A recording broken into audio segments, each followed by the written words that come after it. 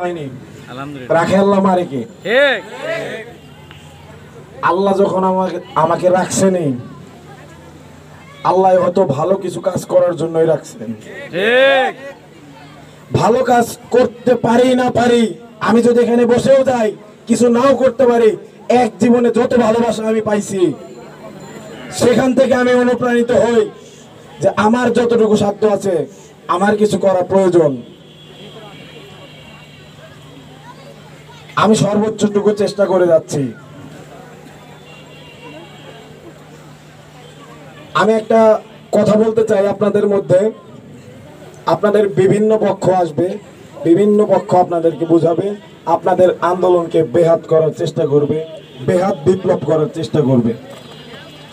আমাদের এই জেলা সফরের উদ্দেশ্য, আমাদের এই শহীদি যে চেতনা, যে স্পিরিট, সেটি যেন বেহাত কোনোদিন না হয়। বেহাত হয়ে গেলে আপনারা কি মানবেন? বিভিন্ন গ্রুপ বসে আছে, আন্দোলনের এই ক্রেডিট সাধারণ ছাত্র জনতা ভিন্ন আর কারো নয়। বিভিন্ন রাজনৈতিক দল, বিভিন্ন রাজনৈতিক মত মিলে আমাদের বৈষম্য বিরোধী ছাত্র আন্দোলনের এই ব্যানার, অ্যান্টি ফ্যাসিস্ট ব্যানার যাকে বলা হয়, অ্যান্টি ফ্যাসিস্ট ব্যানার। এই ব্যানারে ফ্যাসিবাদী ব্যতীত সকল মত উপস্থিত ছিল, সবারই এখানে ক্রেডিট আছে, কিন্তু কেউ রাজনৈতিক ফায়দা নেওয়ার জন্য কিন্তু এই আন্দোলনে যোগ দেয় নাই। প্রত্যেকের রাজনৈতিক পোশাক খুলে কিন্তু এই আন্দোলনে এসেছিল। এখন এই আন্দোলনকে যদি কেউ পলিটিক্যাল খাতে নেওয়ার চেষ্টা করে, আন্দোলন এর স্পিরিটকে যদি কেউ পলিটিক্যাল খাতে নেওয়ার চেষ্টা করে, আপনারা কি তা মানবেন? তাদের সাথে কি কোনো আপোষ হবে? আপোষ না সংগ্রাম, আপোষ না সংগ্রাম, আপোষ না সংগ্রাম। দিয়েছি তো রক্ত, দিয়েছি তো রক্ত,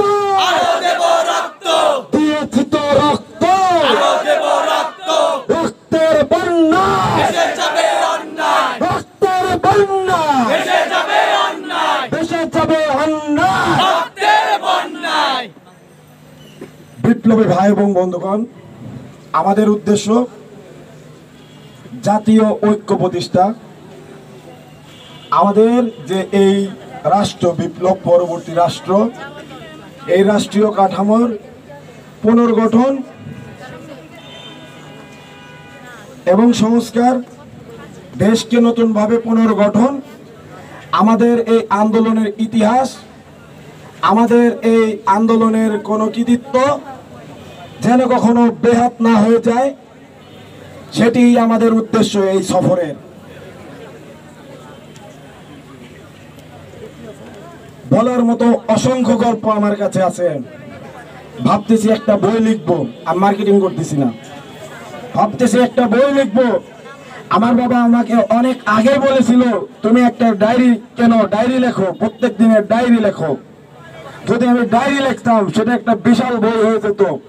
দিনগুলো এত বেশি ঘটনাবহুল ছিল, আপনারা অনেকে জানেনই না সেখানে কি হচ্ছিল। আমি রিফাত রশিদ, আব্দুল হান্নান মাসুদ কিভাবে একসাথে হলাম। সেদিন ছিল শুক্রবার 26 তারিখ।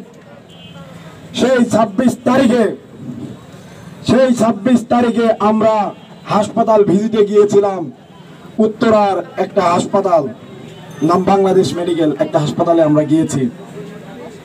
গিয়ে আমরা আহত নিহতদের দেখার চেষ্টা করেছি। গিয়ে দেখি আহত মোটে সেখানে একজন, অথচ উত্তরা ছিল আমাদের এই আন্দোলনের অন্যতম একটি প্রতিরোধ ক্ষেত্র। এটা বিশ্বাস হয় সেখানকার সবচেয়ে বড় হাসপাতালে একজন ভর্তি, কিন্তু এটাই ছিল সত্য ঘটনা।